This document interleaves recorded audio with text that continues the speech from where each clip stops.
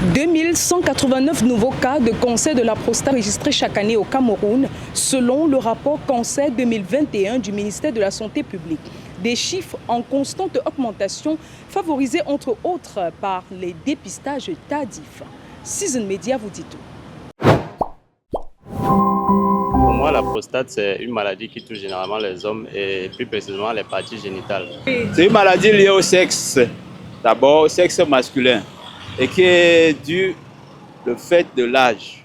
La prostate, c'est une glande qui se trouve dans l'appareil urinaire et qui est à l'origine de l'émission du spermatozoïde. La prostate en elle-même, c'est une glande génitale masculine qui se situe au carrefour des voies urinaires, entre la vessie et l'urètre.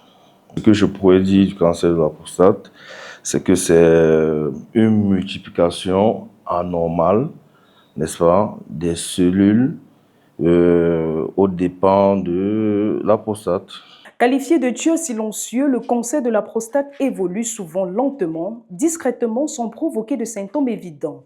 Néanmoins, un dépistage précoce à travers un protocole médical spécifique peut améliorer la prise en charge du patient.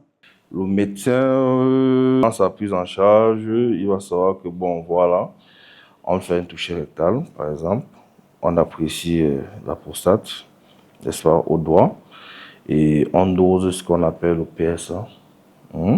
C'est un antigène spécifique de la prostate qui aide au diagnostic du cancer. Et maintenant, le diagnostic final, il sera posé par un autre médecin qu'on appelle l'anatomopathologiste. On va prélever quelques tissus de cette prostate, on va les faire analyser.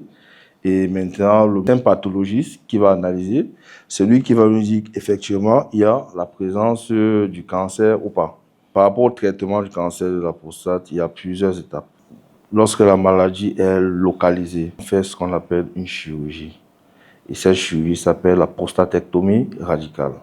Ça fait partie du traitement, ce qu'on appelle un traitement curateur. Il y a la radiothérapie. Lorsque c'est un cancer qui est en phase métastatique, on fait ce qu'on appelle l'hormonothérapie. Il est constaté que les réticences trouvent souvent leur source dans des idées reçues tenaces. Certains hommes redoutent ce moment parce qu'ils pensent que l'examen est douloureux ou humiliant. D'autres n'osent pas consulter par peur d'une maladie qui va remettre en cause leur virilité ou leur sexualité.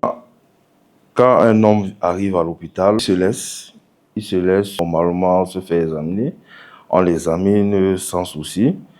Et maintenant, la réticence qu'on peut souvent avoir, c'est par rapport au traitement. L'édition 2025 de Novembre Bleu, sous le thème « Le dépistage précoce sauve la vie » est l'occasion de briser les tabous et les barrières culturelles qui pèsent encore sur la consultation médicale volontaire.